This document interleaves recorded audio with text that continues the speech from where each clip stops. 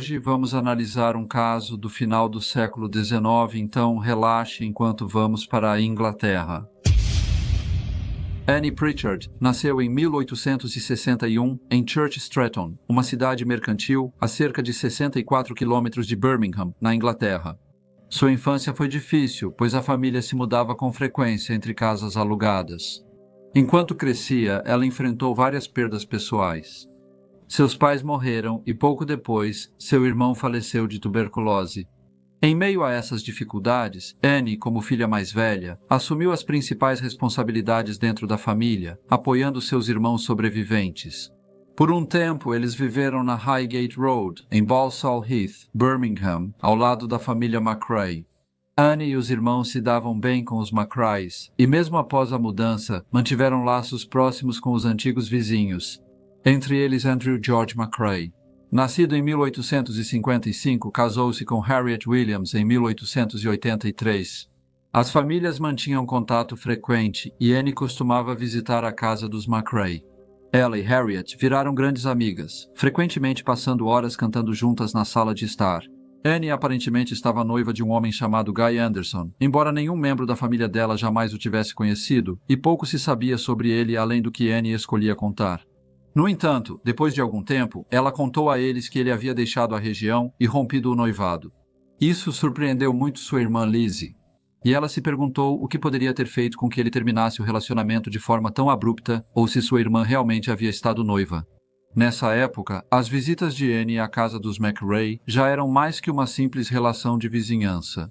Mesmo após mudarem para a rua Barrack, ela seguia encontrando Andrew McRae, em particular, sempre que Harriet, sua esposa, não estava presente. Essa proximidade não passou despercebida.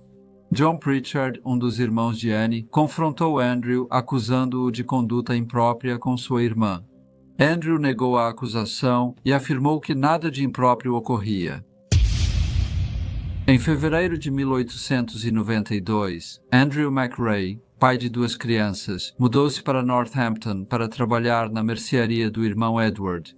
Ao invés de trazer esposa e filhos, ele os deixou em Birmingham e pediu que Annie Pritchard o acompanhasse. Annie chegou a Northampton no dia 22 de março. Para ocultar o real motivo de sair de casa, ela contou à família que viajava para Liverpool para se casar com o ex-noivo, Guy Anderson. Seus irmãos e irmãs acharam essa história bem estranha, já que nenhum deles jamais tinha conhecido o Sr. Anderson. Mas Annie não deu muitos detalhes sobre seus planos. Ela fez as malas em um grande baú e combinou de encontrar Harriet McRae na estação para se despedir antes de partir. Quando o dia chegou, Harriet esperou na plataforma, mas Annie não apareceu. Uma ausência ainda mais estranha, dado o quanto ela planejou sua partida depois.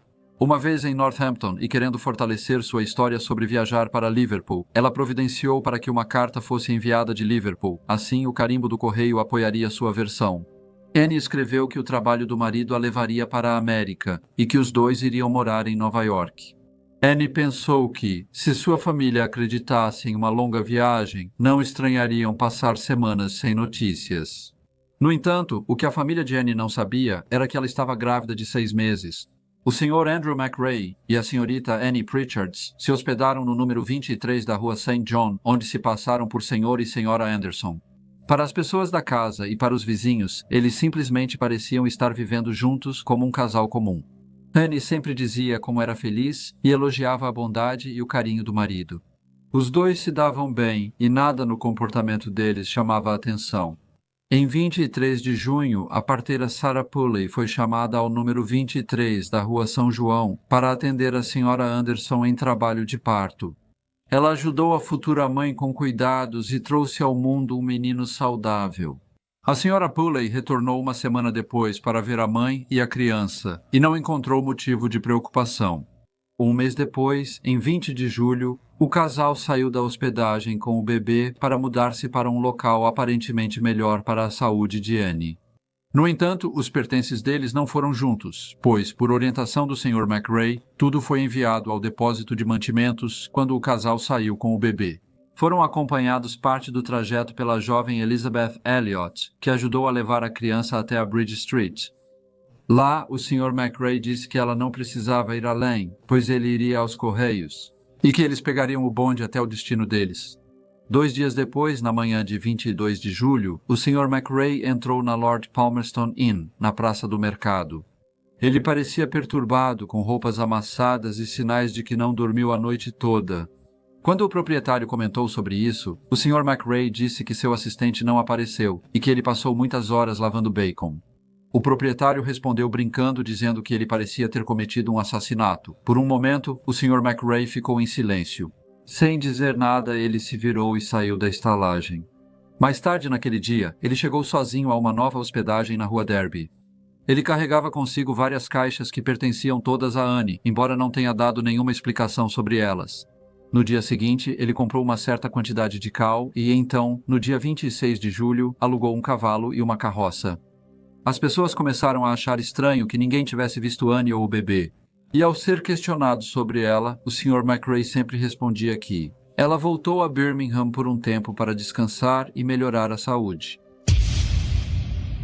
Na sexta-feira, 5 de agosto, Charles Hadley caminhava pela estrada principal perto de East Haddon, quando sentiu um cheiro forte e ruim.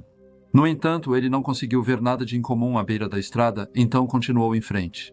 Na manhã seguinte, ele passou ali de novo e notou que o cheiro permanecia igual. Desta vez, ele tentou descobrir a origem do cheiro. Ao lado da estrada havia uma vala coberta de grama e urtigas. Com um pedaço de pau, ele afastou as urtigas para ver se havia algo embaixo. Logo ele encontrou um embrulho infestado de larvas e pôde ver o que parecia ser carne e osso. Sem olhar mais, o Sr. Hadley se virou e foi direto para a delegacia de polícia. A polícia, porém, não investigou de imediato. No dia seguinte, 7 de agosto, Jack Chapman passou pelo mesmo local. Por causa do cheiro forte, ele parou e entrou na vala. Ao afastar a grama e as urtigas, ele viu 2 pernas de meias e uma saia azul. Ele logo chamou o irmão, que saiu da estrada para testemunhar a descoberta. Eles avisaram a polícia rapidamente, e quando 2 policiais chegaram, entenderam toda a descoberta. Encontraram os restos de uma mulher sem cabeça nem braços, vestida com blusa, meias e 2 saias, uma listrada e outra verde. Ela estava enrolada em um saco e escrito nele estavam as palavras "Em Ray Northampton". As roupas estavam muito rasgadas e descoloridas, e os policiais também notaram que cal virgem grudava no tecido e que os vermes haviam devorado grande parte da parte superior do corpo. Quando os restos mortais foram retirados da vala, o que restava se desfez. Um cirurgião local, Sr. William Churchhouse, examinou o que restava do corpo. Apesar do calor e do uso de cal acelerarem a decomposição, a cabeça e quase todos os braços estavam ausentes do que restou. Ele estimou que a mulher tinha cerca de 1,65 metro, mas disse ser impossível saber como ela morreu. A polícia não conseguia identificar a mulher e concentrou-se no saco com o nome "Em Ray Northampton". Eles interrogaram o Sr. Eduardo McRae, o proprietário do armazém de mantimentos. Mas ele disse que, embora aquele fosse um dos seus sacos, ele não sabia nada sobre uma mulher morta. Ele disse que muitos clientes usavam esses sacos para entregas e que recentemente vendeu alguns a um homem sem teto. A polícia concluiu que não havia motivo para suspeitar que o Sr. Eduardo McRae tivesse qualquer ligação com o crime. Eles seguiram investigando sem sucesso até que um avanço veio de uma fonte improvável. Uma mulher chamada Sra. Bland, que trabalhava como comerciante de roupas usadas na College Street, em Northampton, leu no jornal que o nome Ray havia aparecido no saco em que o corpo recentemente descoberto foi encontrado. Ela se lembrou que um homem chamado Sr. McRae havia visitado sua loja algumas semanas antes e comprado um casaco. E havia mencionado que tinha um pacote de roupas pertencentes à sua irmã em Birmingham que ele precisava se desfazer. Alguns dias depois, um garoto as trouxe para ela em um saco marcado como em Ray. A Sra. Bland também lembrou que o Sr. McRae voltou 1 ou 2 dias depois com mais roupas. Quando ela perguntou como conseguiu as roupas, ele disse: "São da minha irmã, que está em um asilo em Birmingham. Um homem a levou para o mau caminho." E você pode imaginar o resto agora que a Sra. Bland percebeu uma possível ligação entre o nome no saco e as roupas que comprou. Ela contou ao marido suas preocupações. Em 2 de setembro, uma sexta-feira, ele procurou a polícia de Northamptonshire. No dia seguinte, os policiais falaram com o Sr. Andrew McRae. Ele negou conhecer a mulher falecida e disse que trabalhava para o irmão no armazém de mantimentos. Enquanto sua esposa e 2 filhos continuavam morando em Birmingham, ele também mencionou que sua sogra idosa residia em sua casa, ajudando com as crianças. Apesar das negativas, a polícia fez uma busca detalhada no trabalho e na casa da Sra. McRae, em Birmingham, causando-lhe grande ansiedade e angústia. Todos os cômodos foram examinados e os pertences pessoais analisados cuidadosamente para encontrar evidências que ligassem o Sr. McRae ao crime. Apesar da inspeção cuidadosa, os policiais não conseguiram encontrar nenhum objeto ou pista que o incriminasse. A polícia de Northampton agora parecia satisfeita de que o Andrew McRae, que eles haviam rastreado através do saco, não tinha nenhuma ligação com o crime e, para eles, o caso estava encerrado. No entanto, o detetive Squires, da polícia de Birmingham, não estava totalmente convencido e continuou discretamente sua própria investigação quando a polícia de Northampton já havia parado. Inicialmente, ele também não achou nada suspeito sobre o Sr. McRae. Ele percebeu que era um homem quieto, respeitável, dedicado ao trabalho, à esposa e aos filhos, sem hábitos suspeitos. O detetive Squires resolveu entrevistar a Sra. McRae para saber mais sobre seus amigos e conhecidos. Ela disse que ambos eram amigos de Annie Pritchard, que visitava muito a casa deles, mas se casou e foi morar na América. Ela também disse que nunca havia recebido uma carta dela, embora essa informação parecesse insignificante. O detetive insistiu, visitou a família Pritchard na Highgate Roads e eles confirmaram a história. O detetive achou estranho que nenhum irmão de Annie Pritchard conhecesse o Sr. Anderson e que ela tivesse ido para Liverpool e depois para a América. No mesmo momento, o Sr. McRae mudou-se para Northampton. Ele perguntou se receberam carta da irmã e eles disseram que não. Ele relatou suas descobertas à polícia de Northampton. Depois, os policiais entregaram as roupas compradas do Sr. McRae à Sra. Bland e mostraram os itens a Lizzie Pritchard, que logo reconheceu como sendo de sua irmã. Ela confirmou que eram todas da Annie. A polícia revistou novamente o depósito de mantimentos e encontrou fragmentos de ossos. Também acharam facas, uma serra de bacon e, numa caldeira de cobre, vestígios de cabelos castanhos iguais aos de Annie. Após isso, o Sr. Andrew McRae foi preso e acusado de assassinato. Apesar disso, as especulações seguiram. Houve alegações de que a suposta vítima, a senhorita Annie Pritchard, poderia na verdade ainda estar viva e rumores circularam de que amigos do Sr. McRae pretendiam apresentá-la em seu julgamento iminente. Também houve relatos de que outra jovem havia desaparecido e que sua mãe, uma senhora chamada Sra. Titi, sugeriu que os restos encontrados poderiam, na verdade, ser de sua filha casada, chamada Kate, que havia deixado sua casa em Londres em julho e não tinha mais dado notícias desde então. Apesar dos esforços da polícia e do Exército de Salvação, no dia após acharem o corpo supostamente de Annie, passageiros de um trem encontraram um saco marcado com E.M. Ray, aparentemente esquecido em um vagão. A companhia ferroviária enviou a bolsa para Northampton, onde ela foi retirada por um soldado que assinou como N. Ray. Alguns acreditavam que isso significava que Annie ainda estava viva e que o corpo encontrado na vala era, na verdade, da filha desaparecida da Sra. Titi. Apesar da recusa da polícia de Northampton, o público seguiu curioso e muitos questionaram se isso seria verdade. No início de outubro, a filha da Sra. Titi foi encontrada viva e bem, encerrando o caso. O julgamento de André McRae começou em Northampton em 17 de novembro de 1892, mas foi adiado porque um jurado não voltou ao tribunal. O julgamento então foi retomado em 20 de dezembro. Uma multidão se reuniu fora do salão do condado antes do julgamento, mas só entrou quem tinha ingresso. Quem não conseguiu ingresso ficou do lado de fora, perto das portas, esperando notícias do que acontecia lá dentro. O sentimento público estava exaltado e muitos ficaram irritados porque o Sr. McRae seria julgado apenas pelo assassinato de Annie Pritchard, sem qualquer menção ao bebê desaparecido. A acusação foi feita pelo Sr. Buzzard e Sr. Ryland Adkins, e o Sr. McRae teve defesa do Sr. Attenborough e Sr. E. Hammond Chambers.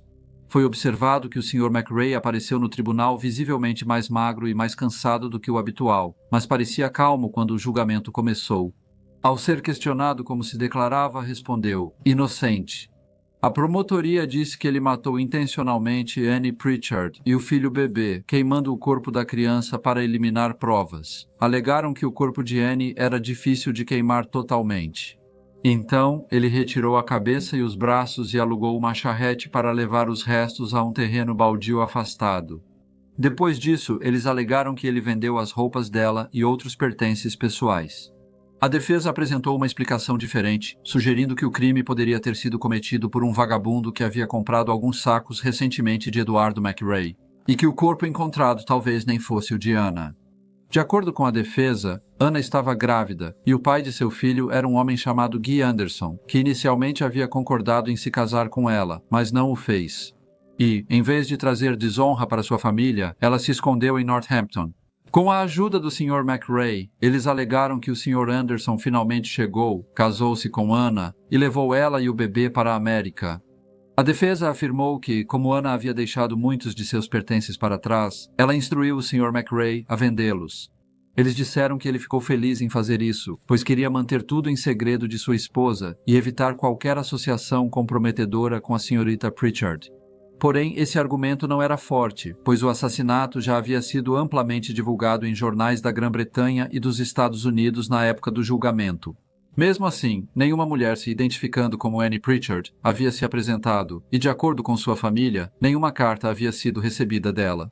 Isso reforçou a afirmação da promotoria de que o corpo achado no início de agosto perto de East Haddon era realmente dela. Muitas testemunhas depuseram, incluindo a senhorita Lizzie Pritchard, irmã de Annie. Ela disse ao tribunal que viu a irmã pela última vez em 21 ou 22 de março, quando anunciou à família que iria para Liverpool se casar. Ela disse que depois recebeu uma carta, informando que iria para a América por causa do trabalho do marido. Ela contou que sua família conhecia André McRae e que sua irmã era amiga dele e da esposa, visitando-os com frequência. Olhando para os itens apresentados no tribunal, ela afirmou que as duas saias encontradas com o corpo correspondiam exatamente às que pertenciam à sua irmã. Ela reconheceu um vestido cinza de Annie, lembrando que viu a irmã costurar os enfeites. Uma senhora chamada Sra. Harriet Burrow também testemunhou. Ela recebeu uma foto de Annie Pritchard e afirmou reconhecê-la como a mulher que fingia ser esposa do Sr. McRae. Conhecida como Sra. Anderson, ela explicou que o casal havia se hospedado na casa da Sra. Thornton, na rua St. John's, em Northampton, no final de março passado, e deram seus nomes como Sr. e Sra. Anderson. Ela disse que, após a morte da Sra. Thornton, o casal se mudou para a casa ao lado, da Sra. Pilkington, e que no dia 20 de julho, o homem, a mulher e o bebê partiram, e ela nunca mais os viu. Quando mostraram as duas saias achadas no corpo, ela confirmou que eram da mulher e disse que ela usou uma delas. No primeiro dia, ela se vestiu após o resguardo e o nascimento do bebê. Outra testemunha, Sarah Pulley, parteira de 58 anos, disse que em 23 de junho foi chamada para atender uma mulher no número 23 da rua São João. Ela viu uma foto da senhorita Pritchard e confirmou que era a mulher que atendeu. A senhora Pulley disse que o Sr. McRae e a esposa se apresentaram como Sr. e Sra. Anderson. Ela disse que ajudou no parto e continuou cuidando da mulher nos dias seguintes. Curiosamente, ela lembrou que em 2 de julho o Sr. McRae foi à sua casa devolver uma seringa. Ela disse que ele pareceu surpreso por ela não tê-lo reconhecido. Ele disse, "Sou o Sr. Mac", mas logo se corrigiu, "Sou o Sr. Anderson". A Sra. Louisa Bland, que havia comprado as roupas do Sr. McRae, também prestou depoimento. Outras testemunhas foram chamadas, acrescentando detalhes e ajudando a definir movimentos e identidades dos envolvidos. Fragmentos de ossos e fios de cabelo humano recuperados do armazém também foram apresentados como evidência, apesar da defesa contestar sua importância. A perícia médica confirmou que o corpo havia sido desmembrado, e o Dr. Roberto Mulligan também testemunhou que os ossos encontrados nas proximidades eram humanos e apresentavam marcas indicando que haviam sido serrados. O julgamento terminou em 26 de dezembro e o juiz Kennedy fez o resumo final. Ele afirmou ao júri que o caso se baseava em provas circunstanciais e que deveriam analisar cada fato com atenção, garantindo conclusões lógicas a partir das evidências. O veredito, afirmou ele, só podia ser culpado ou inocente, sem a opção de não comprovado. Ele destacou que ser considerado inocente não eliminava suspeitas, apenas indicava falta de provas para a condenação. Ele enfatizou que, para considerar o réu culpado pelo assassinato de Annie Pritchard, o júri precisava estar convencido de vários pontos. O corpo achado era de Annie Pritchard, que sua morte não foi natural, acidental ou auto-infligida, que ela havia sido assassinada e que as circunstâncias mostravam claramente que o réu causou sua morte. O juiz então analisou as provas sobre cada um desses pontos. Ele abordou as sugestões feitas pela defesa e enfatizou que o júri deveria basear sua decisão não em suposições, mas em conclusões razoáveis e lógicas tiradas dos fatos comprovados. Ele apontou certas dificuldades no caso, como a decomposição incomumente rápida do corpo. Ele falou sobre as evidências encontradas no armazém e disse que parecia improvável que o réu pudesse ter usado o cobre para o crime, sem levantar suspeitas ou atrair atenção pelo cheiro ao falar sobre os pequenos fragmentos de osso encontrados na lareira do armazém. O juiz lembrou ao júri que tais descobertas não eram incomuns em cidades e que, se tivesse ocorrido alguma queima de corpos, as cinzas não haviam sido recuperadas. O juiz também comentou sobre a linha do tempo, dizendo que, se o réu realmente tivesse a intenção de assassinar Annie Pritchard desde o início, era estranho que ele não tivesse agido antes que muitos moradores da cidade a conhecessem e antes das complicações do nascimento de seu bebê. Ele também ressaltou que, apesar da busca da polícia, nenhum sangue foi encontrado no armazém. Isso dificulta aceitar a alegação da promotoria de que a cabeça e os braços foram desmembrados no prédio, pois não havia evidências de sangramento ou violência. O resumo durou mais de 5 horas, o júri se retirou às 7h30 e depois de 1h30 eles retornaram com o veredicto. Eles consideraram o Sr. Andrew McRae culpado e o juiz então o sentenciou à morte. Andrew McRae continuou afirmando que não havia cometido o crime e escreveu cartas para sua esposa e amigos declarando que morreria como um homem inocente. Apesar dos protestos, seu destino estava selado e na manhã de 10 de janeiro de 1893, ele foi enforcado na prisão de Northampton. Olá a todos e muito obrigado por ouvirem. Como de costume, por favor, deixem qualquer comentário ou sugestão que tiverem, e espero ver todos vocês novamente no próximo Briefcase.